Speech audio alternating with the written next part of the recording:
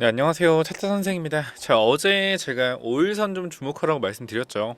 5일선 주목하라고 말씀드렸는데 일단 5일선이 깨져버렸습니다. 물론 지금 시간이 12시 49분 지나가고 있는데요.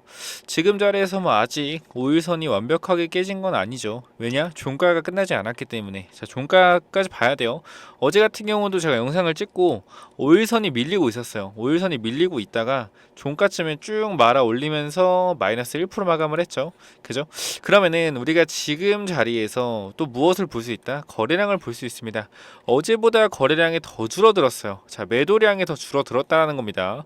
물론 지금도 지속적으로 매도가 나오고 있긴 한데 제일 중요한 것은 매도량이 그래도 좀 많이 줄어들었다는 것이 저는 긍정적으로 볼 수 있는 부분이라고 생각을 하고요.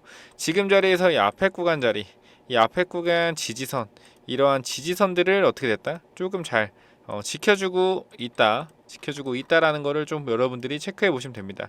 이 구간에서 현재 지지가 나오고 있다, 안 나오고 있다, 지지가 나오고 있다. 정확하게 제가 그린 5,300원 자리에서 조금 지지가 나와주고 있네요. 5,350원. 이 상한가의 중심선도 5,400, 5,300원 정도 보이고 있는데 이 상한가의 중심선이 굉장히 중요한 이유가 있어요. 자, 양봉이 딱 펼쳐지잖아요. 양봉. 장대 양봉이 딱 펼쳐집니다. 요거로 좀 설명드릴게요. 자, 장대 양봉이 이렇게 펼쳐지는데 여기서 이 중심값을 지지한다는 것 자체가 뭐냐면요. 자, 이 가운데를 기준으로 가운데가 중심값이죠. 이 가운데를 기준으로 이 밑으로 내려오면 어떻게 돼요? 추세가 하락. 이 밑으로 내려오지 않으면 추세가 유지. 그러니까 이렇게 올라가는 추세에서 이 절반을 이탈하지 않으면은 이건 어떻게 추세가 살아 있다라고 보는 거고요. 이 절반을 이탈하게 되면 어떻게 돼요? 추세가 꺾였다라고 보는 겁니다. 그러니까 예를 들어서 이렇게 단기적으로 요런 봉에서 이 장대양봉의 절반을 깨잖아요. 그죠? 이 절반을 깨버리잖아요. 단기적으로. 그럼 이거는 추세가 이탈이 나왔다라고 볼 수 있는 거고 올라가다가 이 장대 양봉의 절반을 깨지 않았다라고 하면 어떻게 된 거예요? 아직 추세가 살아 있다라고 보는 겁니다. 추세가 살아 있다라고 보는 겁니다. 이것도 핵심 포인트예요. 이것도 제가 좀 중요하게 보는 부분이니까 좀 체크해 보시고요. 이 중심선 밑으로 내려가게 되면 어떻게 돼요? 단기적으로. 자, 예를 들어서 이 구간에서 이 중심선 밑으로 이렇게 내려가게 된다. 그럼 어떻게 되죠? 추세가 살아있지 않고 추세가 잠깐 죽었다. 그러니까 이 작은 파동에서 살아있는 추세가 죽었다라고 볼 수가 있는 거고요. 그럼 이 봤을 때 어떻게 봐야 돼요? 이 다음에 이 시가 부분을 봐야 됩니다. 단기적인 추세가 죽은 거고 이 시가 부분 추세가 살아 있다라는 것은 또 만약에 본다면은 이 시가 부분이 살아 있다라는 것은 또 단기적으로 뭐예요? 이 박스권의 흐름에서 살아 있다라고 보는 겁니다. 자, 다시 정리하겠습니다. 이 중심선을 이탈하지 않으면은 뭐예요? 살아있는 급등 추세가 유지되는 것이고 이 중심선을 이탈하는 순간 단기적인 급등세는 좀 멈춰지지만 이 시가를 깨지 않는 경우가 있다면 이것은 단기 박스권으로 좀 유지가 된다라고 말씀을 드리고 있는 겁니다.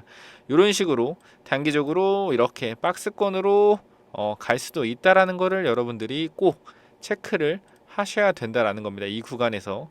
자, 그러면은 지금 자리에서 일단 기본적인 추세, 상방 추세, 급등 추세 꺾였냐라고 봤을 때 어떤 거예요? 전혀 꺾이지 않았다. 거래량도 줄고 있기 때문에 전형적인 이 N자형 파동으로 움직여지고 있다라고 볼 수 있고 현재 자리에서는 오늘 종가를 봐야겠지만 전혀 문제가 없다. 자, 5일선도 종가상 회복을 다시 해줄 수도 있다라는 거 여러분들이 염두에 두셔야 되고요. 비록 회복을 못 탈지연정 단기적인 급등 추세는 살아있다.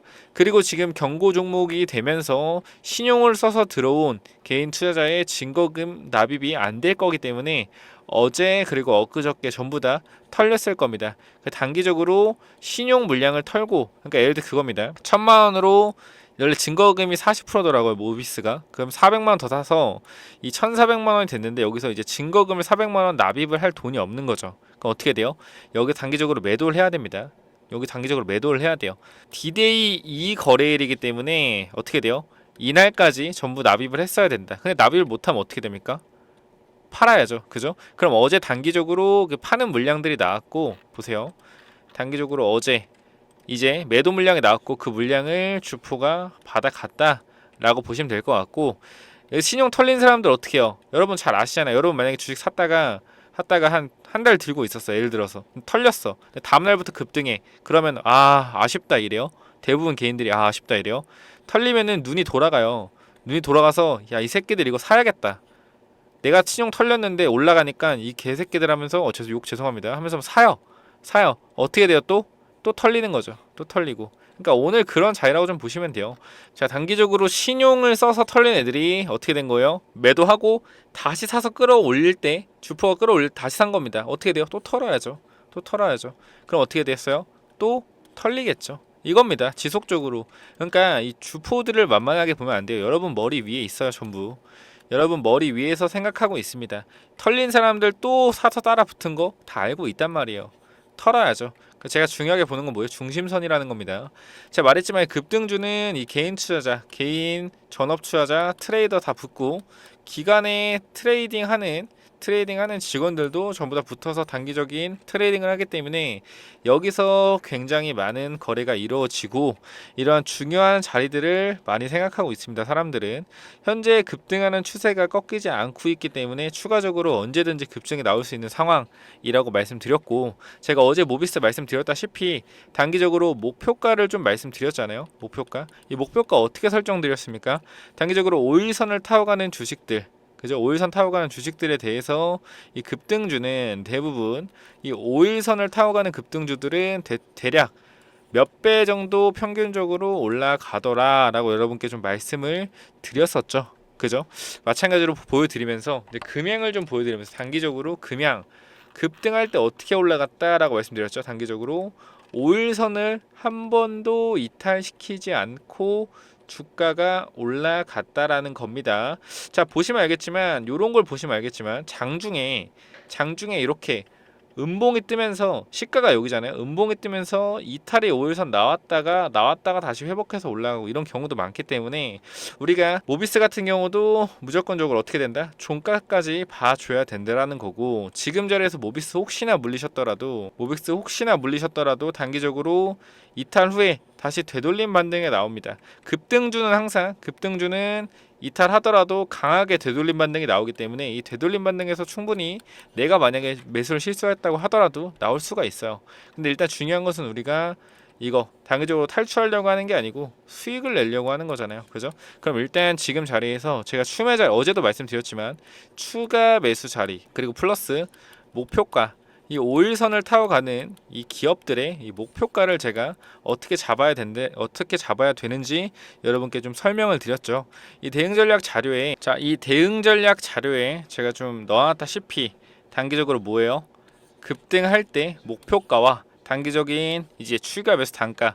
어제 같은 경우에 제가 아마 영상을 찍었을 때 히든 종목도 같이 드렸을 거예요. 제가 정확히 기억은 안 나는데 이건 좀 이따가 좀 설명을 드리겠습니다. 히든 종목 이것도 굉장히 중요한 거기 때문에 꼭 들으셔야 돼요. 자, 모비스 대응 전략 자료 아까 말씀드렸다시피 투자 경고 종목으로 지정되면서 이제 신용 쓴 개인들이 단기적으로 털려 나갔고, 이 개인들이 털리고 눈 뒤집혀서 약간 들어왔다가 또 흔드는 거에 또 털리고 있겠죠. 그죠?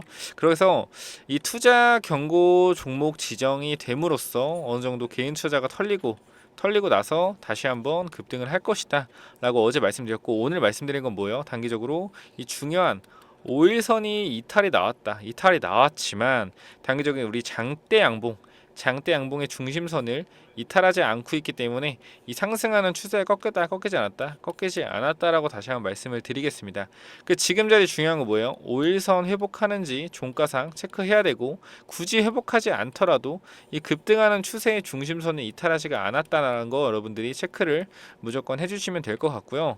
그리고 목표가 같은 경우는 제가 말씀드렸지만 5일선 금양이나 뭐 동은하나텍 잠깐 볼까요? 다시 동은하나텍 같은 경우도 단기적으로 5일선 타고 간 종목이고, 이 종목 같은 경우도 올라가다가 이때도 5일선 깨고 있죠. 보면 여기서 시가가 여기기 때문에 이 자리에서 단기적으로 아침에 어떻게 된 거예요? 시가가 되면서 이렇게 음봉으로 밀렸다가 다시 이렇게 올라온 겁니다. 무슨 말인지 아시겠죠? 밀렸다가 11선 딛고 올라온 거예요.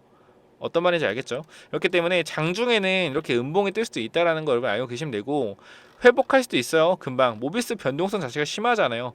계속 내려갔다 올라갔다 마이너스 14%였다가 어제 종가가 마이너스 1%로 끝난 것처럼 변동성 굉장히 심하다. 그렇기 때문에 단기적으로 종가상 또 올라와서 또 급등할 수 있는 자리가 만들어질 수 있다라는 겁니다. 지금은 전형적으로 신용 개미들을 털어준 모습이고 단기적으로 어제 들어온 개미들 한 번 더 눌러줌으로써 이제 매도하게끔 만드는 자리라고 볼 수 있습니다. 자, 추석 전에 우리가 6일을 쉬잖아요. 그죠? 6일을 쉬기 때문에 미국에서 어떤 일이 일어날지 모릅니다. 그래서 단기적으로 이 위험을 회피하고자 한 매도 물량이 많이 나와요. 그 물량을 받아서 주가가 다시 한번 급등할 수도 있으니까 요거까지도 체크를 꼭 해보시고요. 그리고 중요한 것은 제가 말하는 히든 종목 어제 말씀드렸지만 이 중입자 치료 관련해서 그죠? 모비스가 중요한 역할을 하고 있지만 제가 말씀드리는 이 히든 종목도 반드시 중요하다 했어요.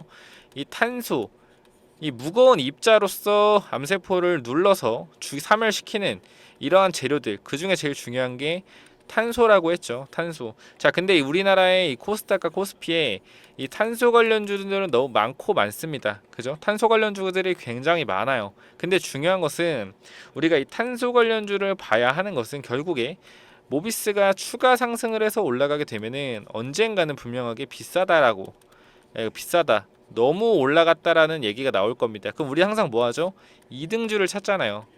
2등주를 찾습니다. 2등주 찾으면 그때 뭐가 나와요? 재료가 나오죠. 재료. 무슨 말이냐면은 중입자 치료제가 이러이러한 부품들이 들어가는데 결국에 나중에 또 뭐가 나와요?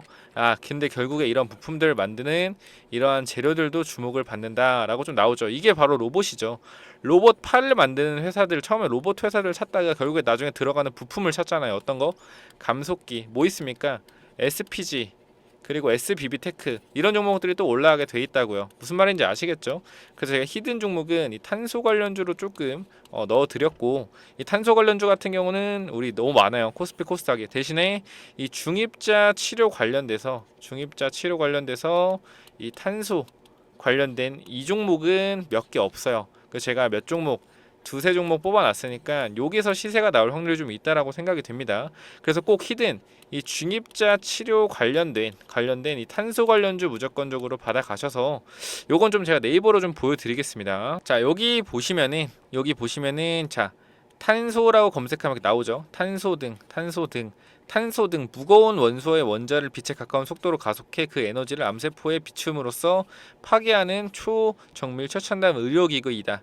자, 보시면은 탄소의 경우 산소가 없는 환경에서도 세포를 파괴하는 특성이 좋기 때문에 절제를 제외한 기존 치료에 거의 반응이 없었던 뇌종양이나 췌장암 같은 경우에도 치료 효과가 있을 것으로 기대하고 있다. 자, 탄소로 뭐 하는 거예요? 뇌종양과 췌장암을 치료한다라는 겁니다. 이게 뭐다? 이게 바로 핵심 포인트 별 3개라고 좀 말씀을 드릴 수 있겠죠. 자, 그래서 우리가 지금 해야 될 건 뭐다? 이 히든의 탄소 관련주, 일반적인 그냥 탄소가 아닌 이 중입자 치료에 쓰이는 이 탄소를 만드는 이러한 회사 두 종목이라고 하죠. 두 종목을 받아 가셔라 말씀드리는 겁니다. 자, 제가 이 종목이 무조건 100% 올라간다, 이거 아니에요. 절대 아니지만 제가 말씀드릴 수 있는 것은 가면은 점 상한가로 간다. 가면은 시가총액이 낮기 때문에 뭐 300억 4억밖에 안 되기 때문에 과거에 이런 경험들이 있던 회사고 주가가 내려가고 있기 때문에 단기적으로 여기서 이슈를 받는다면 어떻게 돼요? 추가적으로 이거는 점상한가로 갈 수밖에 없다라고 좀 말씀드리겠습니다. 모비스가 시가총액이 2천억인데 불구하고 상한가 3번 갔죠. 추가적으로 더 갈 수 있어요. 그래서 이 종목 같은 경우는 제가 두 종목 넣어놨으니까 어떻게 해야 된다?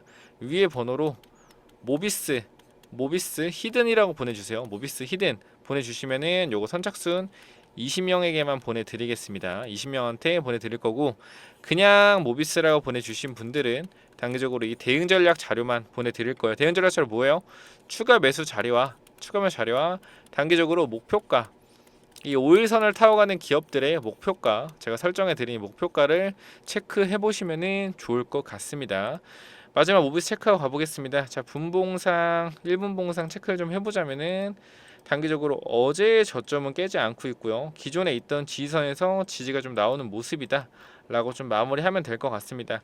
단기적으로 고점은 좀 낮추고 있지만 큰 추세에서 중심선은 잘 지키고 있다. 이 내려오는 추세, 이 내려오는 수렴 구간에서 위로 돌파해 준다면은 추가적으로 상승이 나올 가능성이 굉장히 높은 자리다라고 말씀드릴 수 있겠고, 신규 진입하기에는 제가 봤을 때 단기적으로 접근하기엔 나쁘지 않은 가격이다라고 좀 생각이 듭니다. 자, 주식은요, 올라갈 때 사는 거 절대 아닙니다. 언제 사야 된다? 상승 후 눌렸을 때 매수를 고려해야 되는 것이다 라고 좀 말씀을 드리고 마무리하겠습니다. 자, 여기까지 하고 마무리할게요. 감사합니다.